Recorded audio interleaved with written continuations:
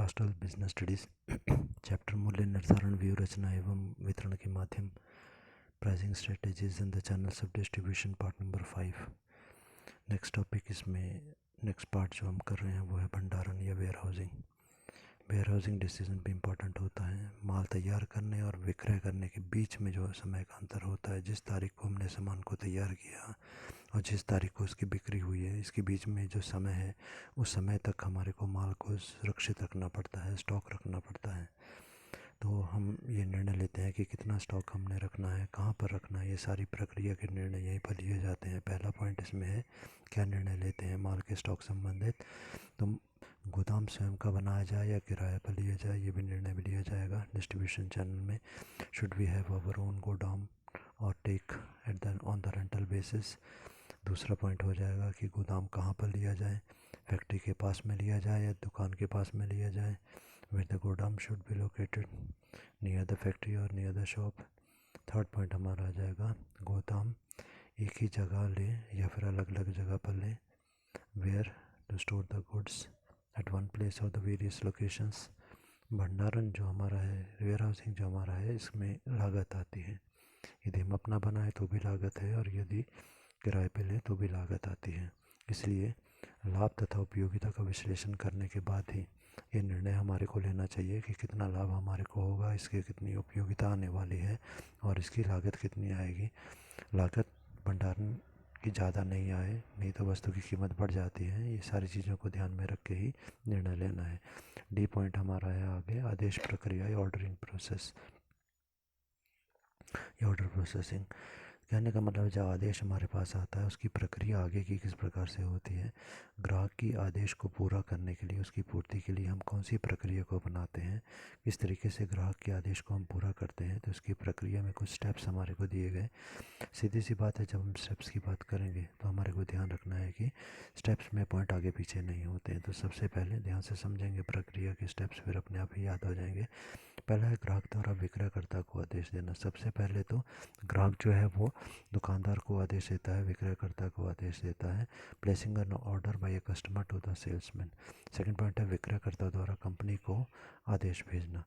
Transmission of an order by the salesman to a company. विक्रयकर्ता को जब ग्राहक से आदेश मिला तो विक्रयकर्ता जाकर कंपनी को ये आदेश दे देता है कि भाई ये आदेश आया है, इस ग्राहक ने हमारे को दिया। फिर अब क्या है थर्ड स्टेप, कंपनी के कार्यालय में आदेश की प्रविष्टि करना। जब विक्रयकर्ता ने कंपनी को बताया तो कंपनी अपने ऑफिस में, मतलब कंपनी के ऑफिस में जाकर उसने इन्फॉर्मेशन दी, तब वो एंट्री करेगा अपने रजिस्टर में। कंपनी अपने रजिस्टर में एंट्री करेगी कि ये आदेश हमको आज प्राप्त हुआ। तो passing an entry for order in companies office. Next है हमारा ग्राहक की साख की जांच करना, to check the customers goodwill. अब यदि हमने उसको उधार वगैरह देना है तो हमारे को उसकी गुडविल को चेक करना होगा कि वो सामान लेने के बाद पेमेंट कर देता है, नहीं करता है, कितने टाइम बाद करता है, तो किस प्रकार का ग्राहक है वो हम जांच करेंगे। तो अगला पॉइंट हमारा आता है ग्राहक की साख की जांच करना, to check the customers goodwill. पांचवा पॉइंट हमारा आ जाता है अब स्टॉक की मात्रा की जांच करना, to check out the quantity of the stock available. अब हमने जब जांच कर ली, हमें लगा कि ग्राहक ठीक है, तो उसके बाद अब हमने उसको सामान भेजना है। तो सबसे पहले तो हम ये देखेंगे कि भाई हमारी दुकान में कितना स्टॉक हमारे पास पड़ा है, हमारे अपने पास या गोदाम में कितना स्टॉक पड़ा हुआ है। तो माल की स्टॉक की जाँच यहाँ पर की जाती है, तो check out the quantity of the stock available with the company. उसके बाद में है कि अगर उसने ज़्यादा सामान मांगा और हमारे पास कम सामान है, तो जितना सामान कम है उतने सामान को हम उत्पादित करेंगे, मतलब बनाएंगे। तो 6 पॉइंट आ जाता है उत्पादन सूची तैयार करना, शेड्यूलिंग द प्रोडक्शन लिस्ट। हम सामान को तैयार करने की लिस्ट बनवाते हैं, सामान तैयार करवाते हैं। फिर जितना सामान पहले था वो भी हमने लिया, नया सामान भी हमने तैयार करवाया, वो भी सारा इकट्ठा कर लिया। तो 7th स्टेप हमारा आता है आदेशानुसार माल की पूर्ति करना, shipment of the ordered goods. जो आदेश ग्राहक का आया है उसके अनुसार हम उस ग्राहक को सामान जो है सप्लाई करेंगे, उसकी पूर्ति करेंगे। 8वां पॉइंट हमारा है भुगतान प्राप्त करना या रिसीविंग पेमेंट। जब सामान हमने उसे दे दिया उसके बाद में अब हमारे को पैसे मिलेंगे। तो ये स्टेप्स हमारे थे। ऑर्डर किसी का प्राप्त हो जाने पर कैसे हम सामान जो है वो ग्राहक को देते हैं। इसी में आगे हम एक्सप्लेन कर सकते हैं कि जितनी तत्परता मतलब जितनी जल्दी से, शीघ्रता से ग्राहक के आदेश की पूर्ति हम लोग कर देते हैं, उससे ही ग्राहक सेवा स्तर निर्धारित होता है। कस्टमर सर्विस लेवल हमारा डिसाइड होता है कि हम कस्टमर्स की सर्विस कितनी अच्छे तरीके से करते हैं। ऑर्डर कितनी जल्दी हम उनका पूरा कर देते हैं। यदि जल्दी से ऑर्डर किया और तुरंत हम सामान भेज देते हैं तो ग्राहकों की संतुष्टि जो है वो बढ़ जाती है। तो यहाँ पर हम कह सकते हैं कि ग्राहकों की संतुष्टि और आदेश की पूर्ति की जो स्पीड है, गति है, उसका सीधा संबंध होता है। यदि तुरंत ग्राहकों की आवश्यकता संतुष्ट की जाती है, आदेश की पूर्ति हो जाती है, अगर तुरंत आदेश की पूर्ति हो जाती है तो ग्राहकों की संतुष्टि बढ़ जाती है। इसका मतलब ये हुआ जितनी तीव्रता से ग्राहक के आदेश की पूर्ति होगी, ग्राहकों की संतुष्टि का स्तर उतना ही ऊंचा हो जाएगा। इसी को उल्टा करें, अगर देरी से हम सामान भेजेंगे तो ग्राहक संतुष्ट नहीं होंगे या फिर वो किसी और निर्माता के सामान को क्रय करने के लिए बाध्य हो जाएंगे। अगला टॉपिक हमारा आता है वितरण माध्यम के चयन को प्रभावित करने वाले घटक कौन कौन से हैं। Factors affecting the choice of the channels of the distribution, कि वितरण का माध्यम उसको कौन कौन सी चीज़ें प्रभावित करती हैं। पहला पॉइंट हमारे को दिया गया निर्माता संबंधी बाधाएं या मैन्युफैक्चरर्स कंसिडरेशन। निर्माता जो है उसके चैनल को प्रभावित करने वाले जो चैनल है वो निर्माता को कैसे प्रभावित करता है। पहला पॉइंट है ख्याति या फिर गुडविल। जिन निर्माताओं की गुडविल अच्छी होती है उनको ज़्यादा मध्यस्थों पर, मिडलमैन पर, एजेंट्स, होलसेलर, रिटेलर पर निर्भर करने की आवश्यकता नहीं होती, क्योंकि उनको सभी जानते हैं, इसलिए वे स्वयं अपनी ब्रांचेस, शाखाएँ, दुकानें खोल कर बिक्री कर लेते हैं। सेकंड है वितरण माध्यम पर नियंत्रण की इच्छा, desire to control the channels of the distribution. जो निर्माता उपभोक्ता से सीधा संपर्क स्थापित करना चाहते हैं, जैसे कि इलेक्ट्रॉनिक गुड्स वाले जो होते हैं वो अपनी दुकानें स्वयं खोलते हैं, जिससे कि मूल्य व वितरण पर कंट्रोल रहता है। मतलब मूल्य भी वो कंट्रोल रखते हैं, वितरण भी अपने हिसाब से करते हैं, पर इस प्रक्रिया में क्या होता है, हमारे खर्चे बढ़ जाते हैं। थर्ड पॉइंट है वित्तीय सुदृढ़ता या फाइनेंशियल स्ट्रेंथ।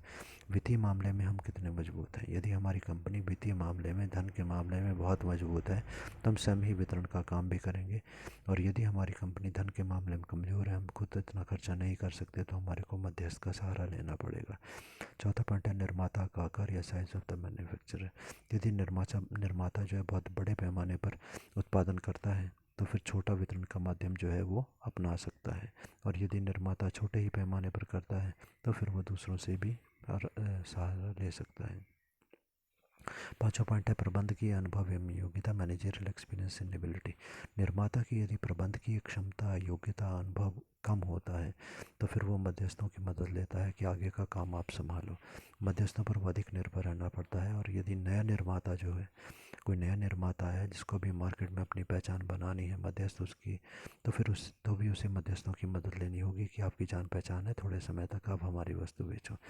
बी पॉइंट पर हम आते हैं वस्तु संबंधी बाधाएं कौन कौन सी हैं या बातें कौन कौन सी। Consideration relating to the product. पहला है उत्पाद की प्रति इकाई कीमत, unit value of the product. कीमती वस्तुएं जो होती हैं, कीमती उत्पाद जो होते हैं, इनका छोटा माध्यम जो है श्रेष्ठ होता है। जैसे कि औद्योगिक मशीनें हो गए, सोने के गहने कीमती हैं, तो इनके लिए हम खुद जो है ग्राहकों की आवश्यकता पूरा करें। कम कीमती वस्तुएं हैं तो फिर हमारा वितरण का मार्ग लंबा हो सकता है, उसमें हम मध्यस्थ इत्यादि का सहारा ले सकते हैं। सेकंड पॉइंट है प्रमाणित उत्पाद या स्टैंडर्डाइज्ड प्रोडक्ट। जिन वस्तुओं का मॉडल जो है पूर्व निर्धारित होता है, प्रमाणित मतलब स्टैंडर्ड की चीज़ें जिनका मॉडल पहले से डिसाइडेड होता है, उसमें फेरबदल की कोई गुंजाइश नहीं होती। एग्जाम्पल के लिए मिल्टन के बर्तन है, इसके लिए लंबा वितरण माध्यम अपनाया जा सकता है। स्टैंडर्डाइज चीज़ें हैं, कोई भी जो है फेरबदल नहीं कर सकता, जो चीज़ बनी हुई है कंपनी से वही होगी, तो हम विश्वास कर सकते हैं फिर मध्यस्थों पर। थर्ड पॉइंट है क्रेता अनुसार उत्पाद या कस्टमराइज्ड ऑब्जेक्ट प्रोडक्ट। तो इसका मतलब है जो उत्पादक क्रेता की इच्छा अनुसार वस्तु बनाता है या फिर उसके अनुसार आवश्यकता के अनुसार वस्तु में परिवर्तन करता है, तो फिर ऐसी स्थिति में क्रेता और विक्रेता का आमने सामने होना ज़रूरी है। एग्जाम्पल के लिए गहने हो गए, फर्नीचर हो गए, तो इसमें हमारा जो है वो चैनल जो है वो छोटा होना चाहिए। प्रत्यक्ष व्यापार इसका उचित विकल्प होता है। था फोर्थ पॉइंट हमारा है नाशवानता या पेरिशेबिलिटी। शीघ्र नाशवान होने वाली चीज़ें, कम से कम मध्यस्थ वाला जो चीज़ें जल्दी नष्ट हो जाती हैं तो हमें तुरंत ग्राहकों तक पहुंचाना होता है, तो वहाँ पर कम से कम मध्यस्थ बीच में हमारे को इन्वॉल्व करने हैं। और यदि हमारी वस्तुएं टिकाऊ वस्तुएं हैं, बहुत लंबे समय तक टिकेंगी, तो फिर लंबा वितरण माध्यम अपना सकते हैं। पाँचवा पॉइंट है तकनीकी प्रकृति, टेक्निकल नेचर, तकनीकी वस्तुएं जो होती हैं निर्माता द्वारा सीधा ही ग्राहकों को बेची जाती हैं। क्रेता को आवश्यकता अनुसार तकनीकी जानकारी भी देनी होती है, वो निर्माता खुद आसानी से दे पाता है। 6 पॉइंट हमारा है वजन। यदि वस्तु बहुत ज़्यादा भारी है तो सीधा ही हम औद्योगिक उपभोक्ता या उपभोक्ता को हम भेज सकते हैं, जैसे रेलगाड़ी के द्वारा, ट्रक के द्वारा इत्यादि। प्रतियोगिता कंपटीशन की बात करें तो हमारे को ये भी ध्यान में रखना होगा कि प्रतियोगी कौन सा तरीका अपना रहे हैं और ग्राहकों को आकर्षित करने के लिए हम कोई नया वितरण का मार्ग अपनाएं। अगला हमारा है बाजार संबंधी बातें या consideration relating to the market. क्रेताओं की संख्या, नंबर ऑफ द बायर्स की बात करें। यदि क्रेताओं की संख्या बहुत ज़्यादा है तो फिर हम दुकानदारों की मदद लेते हैं कि आप बेचो। कम क्रेता हैं तो खुद भी हम माल सप्लाई कर सकते हैं। अगला है क्रेताओं के प्रकार। यदि क्रेता सामान्य लोग हैं तो मध्यस्थों की मदद ले लो। यदि औद्योगिक क्रेता हैं, थोड़े होंगे क्रेता, औद्योगिक क्रेता उद्योग थोड़े होंगे तो कम मध्यस्थों की मदद लेंगे। थर्ड है क्रय आदतें या बाइंग हैबिट्स। यदि ग्राहक उधार खरीदना चाहते हैं तो मध्यस्थों को बीच में इन्वॉल्व कर लो, वो पैसा लेते रहेंगे। और यदि नकद खरीदना चाहते हैं तो हम खुद भी बेच सकते हैं। चौथा पॉइंट है कम मात्रा या बाइंग, क्रय मात्रा या फिर बाइंग क्वांटिटी। माल यदि थोड़ी थोड़ी मात्रा में क्रय किया जाता है ग्राहकों के द्वारा तो फिर मध्यस्थों पर निर्भर रहना उचित होता है, वो थोड़ी थोड़ी मात्रा में बेच पाएंगे। निर्माता खुद थोड़ी मात्रा में सामान बेचने में समय व्यर्थ नहीं करना चाहता। पाँचवा पॉइंट है बाजार का आकार या साइज ऑफ द मार्केट। यदि बाजार बहुत दूर दूर तक फैला है, हमारे ग्राहक बहुत दूर दूर तक फैले हैं तो फिर मध्यस्थों की मदद लेना सही होगा। यदि संकुचित बाजार है, थोड़े से क्षेत्र में हमारे ग्राहक हैं, तो निर्माता स्वयं ही ग्राहकों को सामान बेच सकता है। 6 पॉइंट है ग्राहकों के आदेश का आकार या साइज ऑफ द ऑर्डर। यदि आदेश थोड़ी थोड़ी मात्रा में आता है तो फिर मध्यस्थों की सहायता लेंगे। यदि ग्राहक बड़े मात्रा में आदेश देते हैं तो फिर हम खुद ही उसको पूरा कर लेंगे। अगला है मध्यस्थों, इस पॉइंट्स को रोक के वीडियो नोट कर लीजिएगा। मध्यस्थों संबंधी बाधाएं। तो मध्यस्थों की बाधाएं में मिडलमैन कंसिडरेशन में पहला है सेवाएं। तो जो मध्यस्थ अधिक सेवाएं देने के लिए तैयार हो जाते हैं, हमें उन्हें ही चुनना चाहिए। यदि कोई नई वस्तु का निर्माण हो रहा है तो उसके लिए विज्ञापन, विक्रय संवर्धन का सहारा लिया जाए और प्रतिनिधि को चुना जाए। हमें मध्यस्थ की सहारा नहीं लेनी, क्योंकि नॉर्मली नई वस्तु के लिए मध्यस्थ तैयार भी नहीं होते। अगला है नीति अनुसरण या अडॉप्टेशन ऑफ पॉलिसीज़। निर्माता की नीति भी चुनाव पर प्रभाव डालती है। मध्यस्थ जो है वस्तु को बेचने के लिए तैयार है, पर वो शर्त लगाता है कि उसे ये अधिकार दे दिया जाए, अनुमति दे दी जाए कि निर्माता के निर्धारित मूल्य से वो अधिक मूल्य पर बेचे। यदि हमारा निर्माता फिक्स प्राइस पर ही वस्तु बेचना चाहता है तो फिर हमारे को खुद ही वस्तु बेचनी होगी। अगला है उपलब्धता या अवेलेबिलिटी। जैसे मध्यस्थ निर्माता चाहते हैं, यदि वैसे हमको मिल जाते हैं तो सही है, यदि नहीं मिलते तो फिर हमें खुद बेचना होगा। एग्जाम्पल के लिए निर्माता एक ही वितरक चाहता है कि वही वितरक उसकी वस्तु को बेचे, या फिर वितरक वही वस्तु को बेचे और कोई नहीं बेचे। पर ऐसे मध्यस्थ यदि नहीं मिलते हैं तो वितरण माध्यम में हमारे को आवश्यक परिवर्तन जो है वो कर देने चाहिए। अगला पॉइंट पे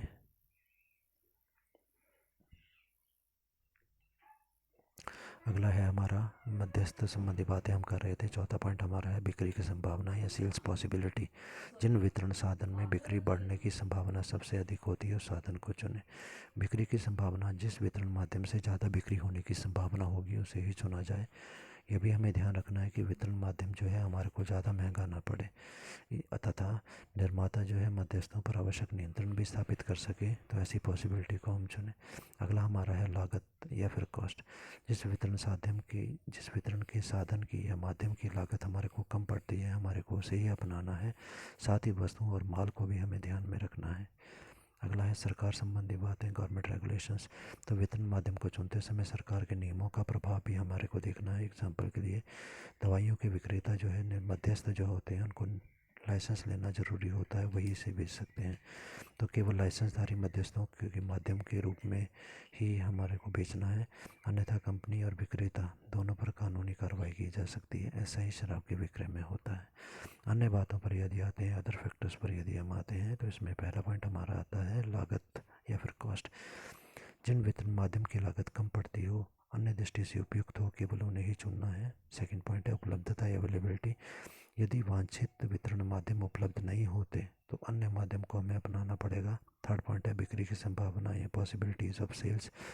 जिस वितरण माध्यम से अधिक बिक्री की संभावना होती है उसे ही चुना जाए, जिससे ज़्यादा से ज़्यादा बिक्री हो। फोर्थ पॉइंट है वितरण माध्यम ऐसा हो जिससे ग्राहकों को वस्तु प्राप्त होने में सरलता हो। Such distribution channel must be selected by which the customers may easily procure goods. ग्राहकों को सरलता सुविधा देखना हमारा मुख्य काम है। पाँचों है वितरण माध्यम संस्था के उद्देश्यों के अनुरूप होना चाहिए, अनुकूल होना चाहिए। Distribution channel must be according to the companies objective. हमारे को हमारी संस्था के अनुसार जो मोस्ट सूटेबल है, सबसे अधिक उपयुक्त है, संस्था के उद्देश्यों के अनुसार है, वही चुने। 6 पॉइंट है माध्यम में लोच होनी चाहिए ताकि आवश्यकता के अनुसार इसमें परिवर्तन किया जा सके। Channel must be flexible so that it may be changed according to the requirement of a company. 7 point है माध्यम ऐसा होना चाहिए जो निर्धारित बाजार तक पहुंच सके। Medium of the channel must B such which may reach the market. निर्धारित बाजार का मतलब है जिस जगह पे हम पहुंचना चाहते हैं, वो स्थान जहां पर हमारे ग्राहक रहते हैं, वहां तक जो माध्यम हमारी वस्तुओं को पहुंचा सके वही हम चुनें। अगला टॉपिक इसमें है प्रमोशन या फिर प्रोत्साहन। तो इसके बारे में हम लोगों ने पूरे एक चैप्टर हमने किया है। इसमें विज्ञापन, एडवर्टीजमेंट पूरा चैप्टर हम लोगों ने कर लिया है। अलग से वीडियोस बनी है इसकी, देखें। विक्रय प्रोत्साहन या सेल्स प्रमोशन पे भी पूरा चैप्टर के अलग वीडियोस हैं। व्यक्तिगत विक्रय, पर्सनल सेलिंग के भी अलग हैं और प्रचार भी अलग से है।